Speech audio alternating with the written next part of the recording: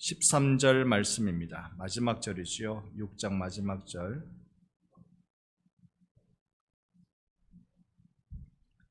13절 말씀. 우리 함께 6장 13절 같이 읽어봅니다.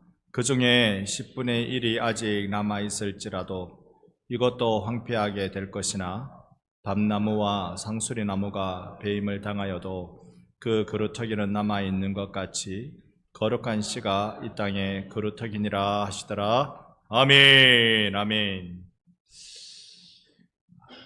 우리나라는 전쟁의 아픔을 아직까지 잘 기억하고 있습니다. 6.25 전쟁, 이제는 그걸 한국전쟁이라고 그렇게 부르던데요. 잘 기억하고 있습니다. 제가 고등학교 때 한국전쟁에 대해서 학교에서 배울 때요, 고향이 대구니까 고등학교를 대구에서 나왔어요. 대구는 이 한국전쟁 때 북한군이 점령하지 못한 땅입니다. 대구, 부산, 이 지역은 낙동강 전선 형성을 해서 북한군이 들어오지를 못했습니다. 근데 사회 선생님이셨어요. 사회 선생님이 뭐라고 얘기했냐면, 그래가 대구가 발전을 못했다 아이가. 무슨 말인가 싶었어요.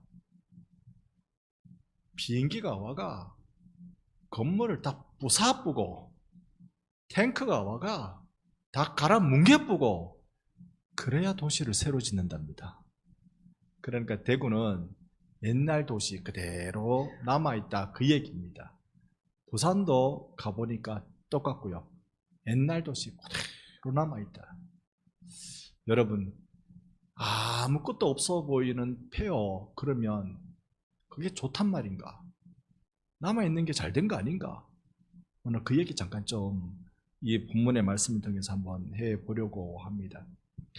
우리가 사사기 말씀을 새벽 기도에 쭉 나누면서요, 참 마음 답답하게 이게 가슴 아픈 그런 시간들이었습니다. 매일매일 하루하루 사사기를 바라보는 것이 정말 우리 이러면 안 되겠다, 그 답답한 가슴 아리가 있는 것이 그 사사기였습니다. 이 사사기 말씀을 통하여 정말로 이 폐허가 된 이 심령들이 어떻게 할 거냐, 정말 어떻게 할 거냐. 사사기 후반부에 가면 갈수록요, 어느 본문을 갖다 대놓고 어느 한 절 갖다 대놓고 아멘할 데가 없어요. 아멘할 데가 전부 다 벌받고 벌받고. 그 이유가 뭐였다고요? 그들에게 누가 없어서? 왕이 없었어요. 왕이 없었어요. 왕은 뭐 하는 사람입니까? 주로 고대 왕은 두 가지 합니다. 지금의 왕이건 대통령이건 총리건 그 나라의 최고 권력자라고 말할 때 두 가지 일을 주로 합니다. 첫 번째가요, 그 나라 백성을 다스리는 일을 합니다. 통치 일을 합니다. 그 통치 일을 다양하게 하겠죠. 통치 일을 합니다. 그러니까 왕은 주로 어떤 모습이냐면 재판하는 자의 모습입니다. 재판관의 모습. 딱 잘한 사람을 상을 주고 못한 사람을 벌을 주는 역할을 하는 것이 왕의 첫 번째 역할입니다. 그래서 재판석에 앉아있다가 두 번째 역할, 전쟁에 나가는 역할. 적이 쳐들어오면 왕복이 곧 장군의 옷이 되면서 군사들을 이끌고 전쟁터에 나가는 것이 고대 왕의 특징입니다.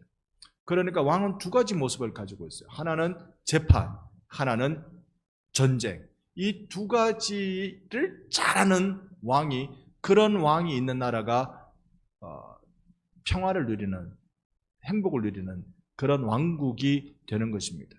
여러분, 고대를 이야기할 때 구약 성경을 읽으면 그 고대니까요. 고대의 구약 성경의 내용은 하나님을 이렇게 표현한단 말입니다. 재판관으로서의 하나님, 전쟁의 용사로서의 하나님, 이 두 가지의 모습을 하나님을 표현하는 겁니다. 오늘 우리가 13절만 읽었지만요, 우리의 눈으로 사실 조금 더 앞으로 나가봐야 할 필요가 있습니다. 자, 9절에 보면 하나님께서 이사야에게 이렇게 말씀합니다. 가서 이 백성에게 이르기를 너희가 듣기는 들어도 깨닫지 못할 것이요 보기는 보아도 알지 못하리라 하라. 이게 무슨 말씀이래요? 들어도 깨닫지 못하고 보아도 알지 못하는 것. 그러면 선지자가 왜 간대요? 선지자가 왜 외친대요? 그 밑에 절에 10절에는 이렇게 말씀해 주고 있습니다. 이 백성의 마음을 둔하게 하며 그들의 귀가 막히고 그들의 눈이 감기게 하라 염려하건대 그들이 눈으로 보고 귀로 듣고 마음으로 깨닫고 다시 돌아와 고침을 받을까 하노라. 하나님이 지금 이 걱정하고 계세요. 이해가 되세요, 여러분? 이 본문을 처음에 읽으면 이게 이해가 잘 안 됩니다. 아니, 백성의 마음을 왜 둔하게 해요? 민감하게 해주시는 게 하나님이지 않으신가요? 이 둔한 우리의 마음을 민감하게 해주시는 게 하나님이 하시는 일 아닌가요? 우리의 귀가 막히고 눈이 감기고 이렇게 되게 했던 이유가 뭐냐면 우리 눈으로 보고 귀로 듣고 마음으로 깨닫고 다시 돌아와 고침받을까? 이건요, 여러분 그냥 읽으면 잘 이해가 안 되는데 하나님이 지금 재판관으로서 계신다고 생각하면 이때까지 북왕국 이스라엘이건 남왕국 유다건 죄를 쌓아가지고 그냥 확 뒤통수 한 대 쳐버리고 싶은 막 이 속이 답답한 아려오는 이런 고통을 하나님 느끼고 계셨단 말입니다. 여러분 어지간해야 말이죠. 어지간해야 봐주지.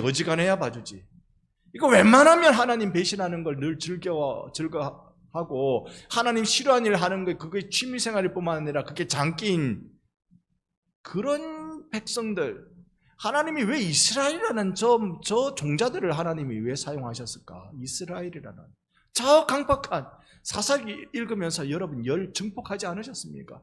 왜 저런 백성들을 하나님이 사용하셨을까? 그냥 싹 쓸어버리지. 하나님이 성경 가운데 이 이스라엘 백성 하면 썰어부자 하신 적이 제법 있습니다. 그런데 왜 하나님이 안 쓸고 놔두실까? 사실 오늘 이 본문에도요, 이사야를 통해서 이제 이스라엘 백성은 북왕국 아수르예요. 북왕국은 아수르에 의해서, 남왕국 유다는 바벨론에 의해서 전쟁 통해 포로로 끌려갈 것을 하나님이 이사야에게 보여주고 계시는 거예요. 자, 그러면 하나님이 재판관으로 심판을 딱 하려고 하면 뭘 봅니까? 일단 뭘 잘못했는지 보죠. 뭘 잘못했는지 보는데 너 이래갖고 그거 너 잘못했지! 라고 얘기하면 그때 여러분 우리 반응이 어떻게 해야 됩니까? 코를 울적이 네 잘못했어요 하나님 한 번만 용서해 주세요. 이게 정상이죠. 우리나라 법도 마찬가지고요. 세계 대부분 법이 자기 죄를 인정하고 잘못을 뉘우치면 이만큼 벌 받을 걸 좀 낮춰줍니다. 이게 제일 심한 데가 중국이라 그래요. 중국은 죄를 지어놓고 안 지었다고 우기면 어마어마한 벌을 준대요. 그러니까 중국은 누명 쓰고 죽는 사람들 많은 것 같아요. 누명을 썼으니 내가 안 그랬는데요. 끝까지 나는 안 그랬는데요. 그러다가 이제 사형 이렇게 되는 경우도 많이 일어나죠. 자, 그런데 너 이런 죄 지었어 라고 하면 하나님 제가 죄 지은 게 맞아요. 내가 그저 진짜 하나님 내가 잘못한 것 같아요. 하나님 한 번만 용서해 주세요 하면 우리 하나님이 잘 용서해 주시잖아요. 그러니까 오늘 우리가 읽은 10절 이 본문이 뭐냐면 너 가서 저 사람 눈을 감기게 만들고 저 사람들 귀를 닫게 만들어. 그들이 내게 돌아와서 고침받을까 봐 나 그게 염려스러워. 하나님이 지금 재판관으로 계세요. 재판관으로 계시면서 이 나라 사람들은 다 죄인이다라고 그거 판결 내리려고 아무도 날 잘못했어요 라고 얘기 못하도록 만들려고 워낙 지은 죄가 막 커서 하나님이 그냥 한 방에 이 백성을 조져버리려고 그냥 그렇게 하신단 말입니다. 그 각오를 딱 갖고 계시는 거예요. 그래서 11절에 이렇게 말해요. 주여 언제까지인데요? 언제까지 일어납니까? 언제까지 주님 이렇게 분노하시며 이 백성들을 다 확 쓸어버릴 그 마음만 갖고 계실까요? 주님 언제까지 이러실 건데요? 그랬더니 주님이 11절 하반절에 뭐라고 말합니까? 성읍들은 황폐하여 주민이 없고 가옥에는 사람이 없고 토지는 황폐하게 되고 이거는 이제 그 땅이 박살난다는 얘기잖아요. 대구 말고 부산 말고 나머지 이 대한민국 국토가 박살난 것처럼 박살난단 말입니다. 그리고 12절에 여호와께서 사람들을 멀리 옮겨서 이건 포로로 붙들려 간단 말입니다. 나라가 박살나고 포로로 붙들려 가는 그런 심판이 일어날 거다. 한국교회 심판을 외친 사람들은 많았습니다. 제가 청소년 때도 한국교회 심판을 외치는 목사님들이 있었어요. 우리 이래 살면 안 된다고. 우리 이래 살면 안 된다고. 저는 그때 그거 겁먹어가지고요. 늘 교회 나가고 금요기도에 나가고 목사님이 산기도 가자 그러면 산기도 가고 늘 그렇게 이렇게 살아야 되는 줄 알고 그냥 그렇게 살았어요. 그때부터도요. 우리 이렇게 살면 안 된다고. 여러분 정신 차리라고. 자다가 깰 때라고. 제가 중학교, 고등학교 때 교회 가면 늘 그 말씀 들었어요. 그 말씀 들었어요. 대학 들어가고 나름대로 신앙에 은혜 받고 막 열심히 선교도 하고 전도도 하고 그렇게 살아갈 때요. 그때 선교단체 그 여름 수련회 같은 데 가면 그때 수련회는요. 보통 4박 5일이었습니다. 5박 6일 하기도 하고 4박 5일 딱 끊는 데 가면 우리가 이래서 되겠습니까? 우리가 주님의 마음을 잊어버리고 이렇게 내 마음대로 살아도 되겠습니까? 강사들이 울고 우리도 다 엉엉 울고 그래가지고 아이고 이렇게 살면 안 되겠다. 내 삶을 주님께 드려야지. 그때 그 청년들이 막 일어났어요. 막 일어났어요.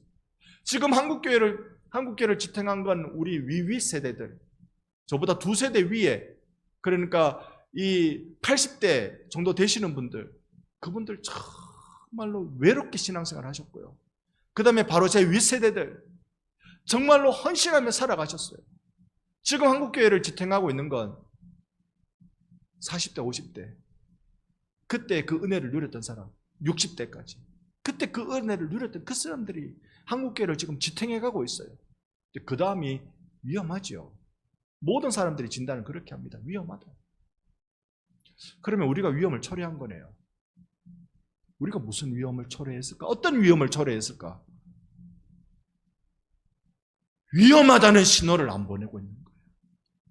위험하다는 신호를. 지금이라도 위험하다는 신호를 보내야 될 거예요. 우리 이렇게 신앙생활 해가 되겠나? 우리 이래서 되겠나? 그럼 우리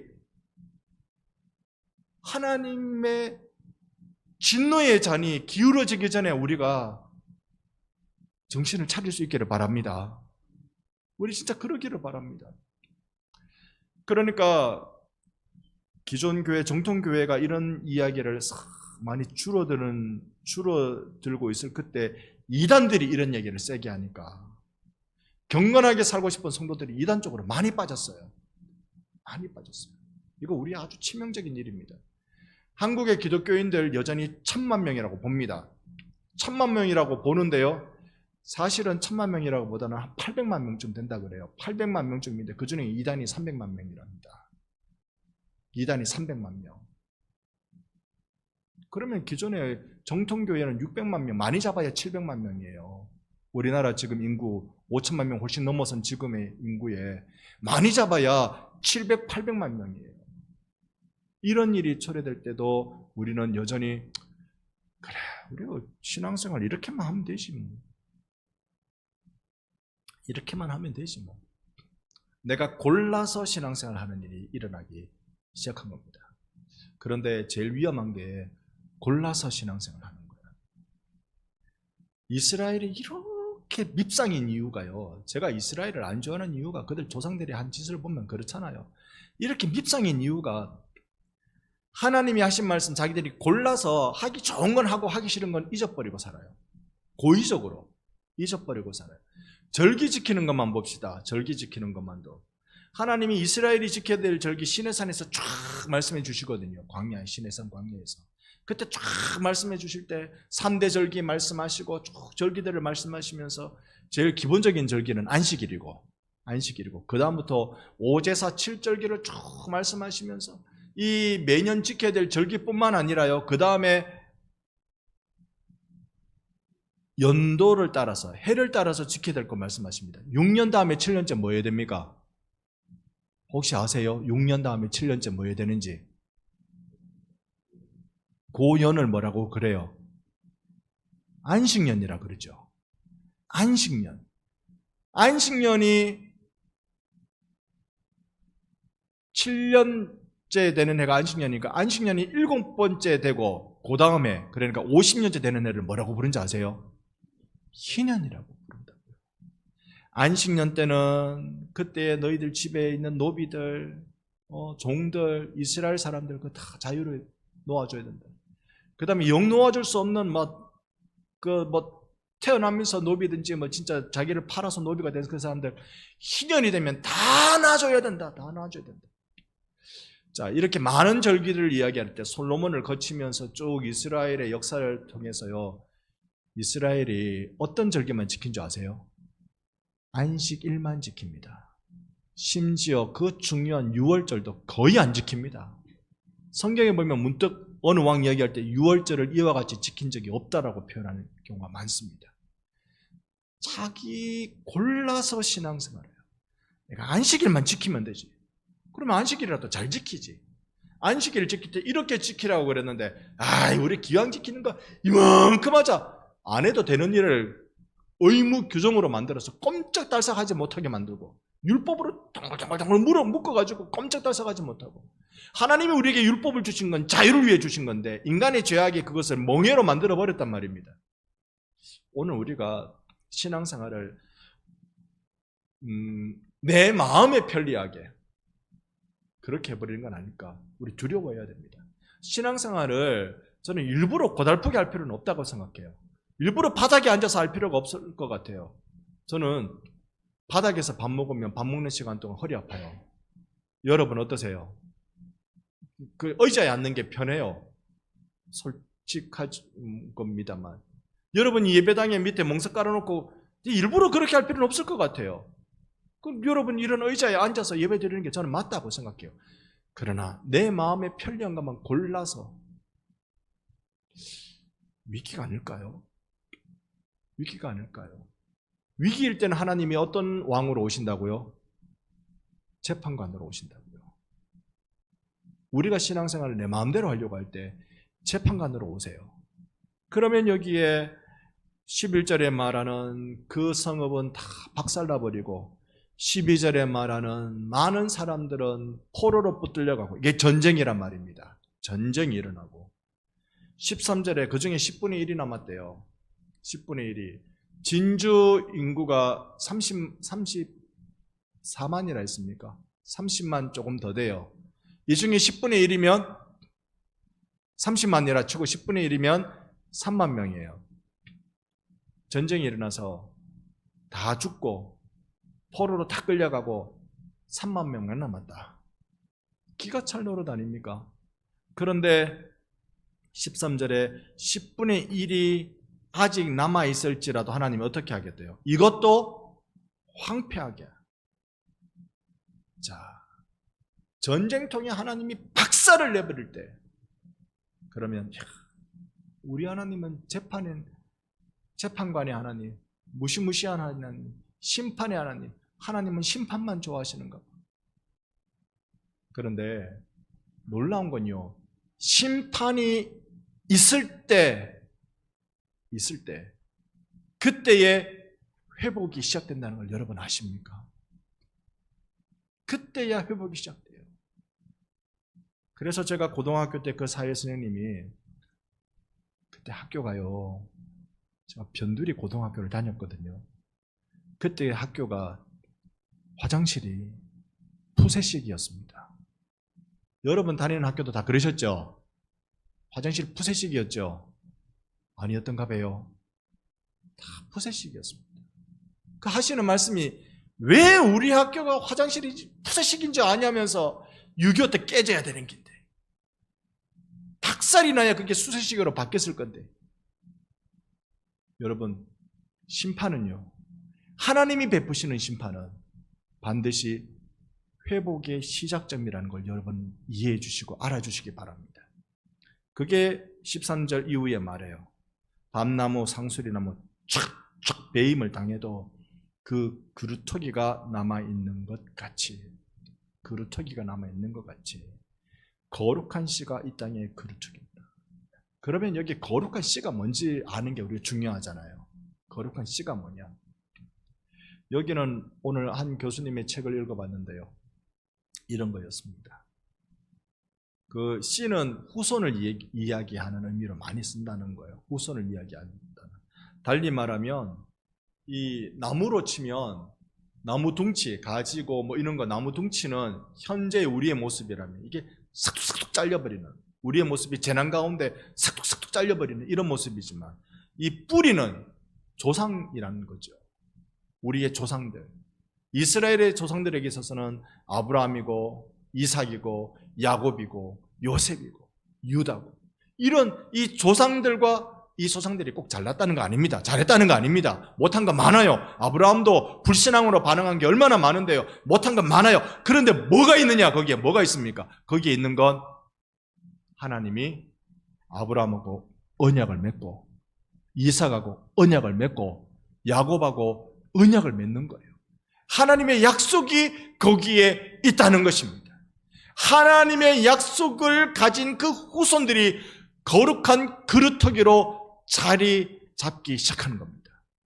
그래서 거기에 희망이 있어요. 10분의 1, 3만 명입니다.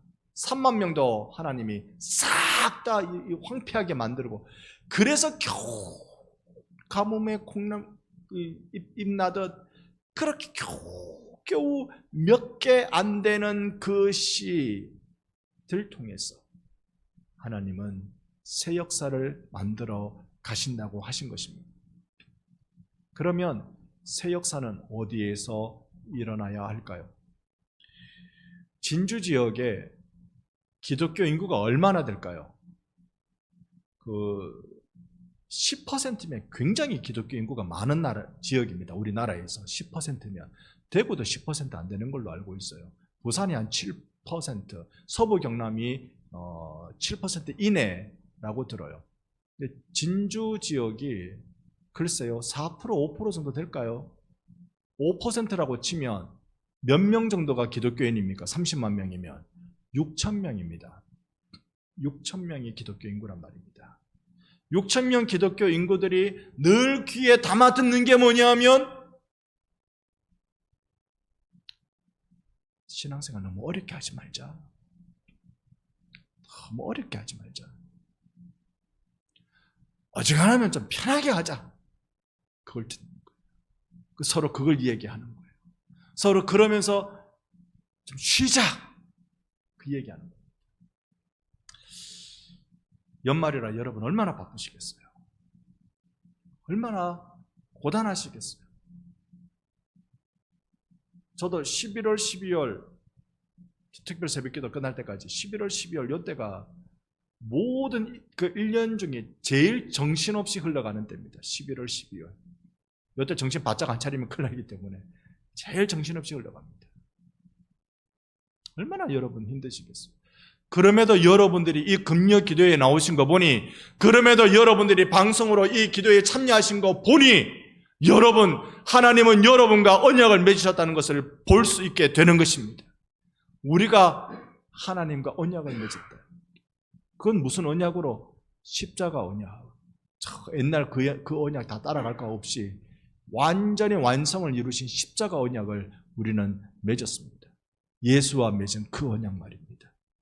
여러분, 오늘 이 세대에 무엇으로 이 세대를 바꿀 수 있겠습니까? 하나님은 미련한 자를 들어서서 지혜로운 자를 부끄럽게 하시는 줄 믿습니다. 하나님은 무능한 자 들어서 유능한 자 부끄럽게 하시고요, 가난한 자 들어서 부한 자 부끄럽게 하시는 분이십니다. 하나님은 그러니 나를 쓰시기에 딱 좋으시네요. 아멘. 하나님 나 쓰기에 딱 좋으세요. 내가 왜요? 내가 무능하고, 내가 가난하고, 내가 하나님 쓰시기에 딱 좋은 사람. 그러면 이제 우리가 한 가지만 하면 됩니다. 여기 6장 이렇게 나올 때 앞부분에 이 이사야가 경험한 게 딱 한 가지 있어요. 그 제단 숯불로 자기 입술을 지지는 경험을 하지요. 그 경험을 하고 8절입니다. 6장 8절. 우리 같이 한번 읽어볼까요? 이사야 6장 8절 말씀입니다. 우리 함께 6장 8절 읽습니다. 내가 또 주의 목소리를 들으니 주께서 이르시되 내가 누구를 보내며 누가 우리를 위하여 갈고 하시니 그때 내가 이르되 내가 여기 있나이다 나를 보내소서 하였더니 아멘. 한번 따라합시다. 내가 여기 있나이다 나를 보내소서. 아멘. 내가 여기 있습니다. 하나님 앞 쉽게 신앙생활 하려는 마음 이제 또 고쳐먹겠습니다. 여러분, 신앙은 복잡하지 않고 단순합니다. 누구나 다 이해할 수 있어요. 심지어 글씨를 읽을 수 없는 분도 들어서 복음을 이해합니다. 글씨 몰라도 어려운 책 안 봐도 목사야 어려운 책을 봐야 되지. 성경의 뜻을 밝혀내서 성도들한테 알려줘야 되니까 어려운 책을 목사는 봐야죠. 그러나 우리가 어려운 책 안 보고 아니 책 자체를 성경 자체를 내가 읽을 줄 몰라도 복음을 들으면 성령이 감화 감동시켜 주사 나로 구주 예수 믿게 해주신 줄로 믿습니다. 그건 돼요. 복음은 어렵지 않고 쉽습니다. 쉽습니다. 이해하기 쉽다고요. 그런데 복음 믿음 생활하는 건요 쉽지 않고 어렵습니다. 왜 그럴까요? 그건 내 힘으로 할 수 없는 거거든. 자기를 부인하고 자기 십자가를 지고 나를 따를지니라. 이 말씀 앞에 이게 쉬운 게 아니거든요. 이건 나를 부인하고 성령의 인도하심을 받아야 할 수 있는 거예요. 나를 부인하지 않고서는 안 되는, 그 문턱을 넘지 않고서는 안 되는 게 우리 신앙생활입니다. 하나님, 나를 이 처참한 세상 가운데 거룩한 씨 그루터기로 불러주셨군요. 주님, 내가 연기나는 부지깽이 같은 그루터기가 되지 않고 하나님의 거룩한 씨로서의 그루터기로 나를 불러주셨군요. 이 캄캄한 세상에 예수 빛 비추는 자 되게 하여 주시고 이 소망 없는 세상에 하늘 소망 증가하는 자 되게 해주시고 아무것 할 수 없는 것 같은 이 세상에 성령의 충만함을 받아 하나님 주의 역사 이루게 하여 주시옵소서. 오늘 여러분과 저의 기도의 제목 되기를 소망합니다. 이 한 가지로 우리를 불러주신 주님 앞에 제가 잠시 한번 기도하고 찬양하겠습니다.